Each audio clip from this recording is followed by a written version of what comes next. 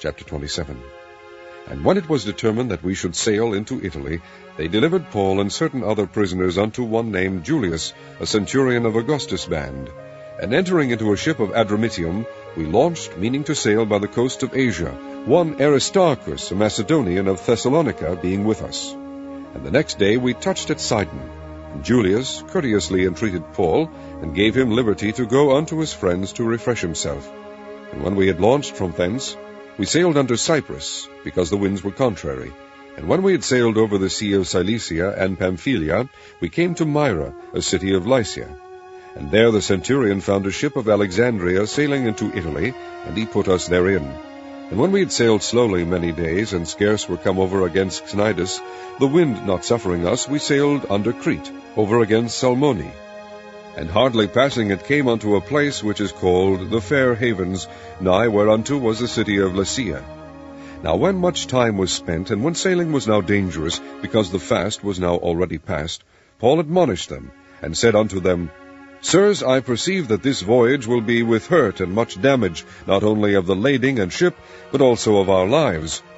Nevertheless the centurion believed the master and the owner of the ship more than those things which were spoken by Paul. And because the haven was not commodious to winter in, the more part advised to depart thence also, if by any means they might attain to Phoenice, and there to winter, which is an haven of Crete, and lieth toward the southwest and northwest. And when the south wind blew softly, supposing that they had obtained their purpose, loosing thence they sailed close by Crete. But not long after there arose against it a tempestuous wind called Euroclydon. And when the ship was caught and could not bear up into the wind, we let her drive. And running under a certain island which is called Clauda, we had much work to come by the boat, which when they had taken up, they used helps, undergirding the ship, and fearing lest they should fall into the quicksands, strake sail, and so were driven. And we being exceedingly tossed with a tempest, the next day they lightened the ship. And the third day we cast out with our own hands the tackling of the ship. And when neither sun nor stars in many days appeared, and no small tempest lay on us, all hope that we should be saved was then taken away. But after long abstinence, Paul stood forth in the midst of them, and said, Sirs, ye should have hearkened unto me, and not have loosed from Crete, and to have gained this harm and loss. And now I exhort you to be of good cheer, for there shall be no loss of any man's life among you, but of the ship. For there stood by me this night the angel of God, whose I am, and whom I serve, saying, Fear not, Paul, thou must be brought before Caesar, and lo, God hath given thee all them that sail with thee. Wherefore, sirs, be of good cheer, for I believe God that it shall be even as it was told me. Howbeit we must be cast upon a certain island.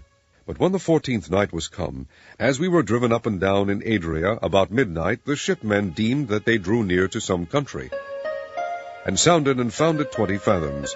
And when they had gone a little further, they sounded again and found it 15 fathoms. Then, fearing lest we should have fallen upon rocks, they cast 4 anchors out of the stern, and wished for the day.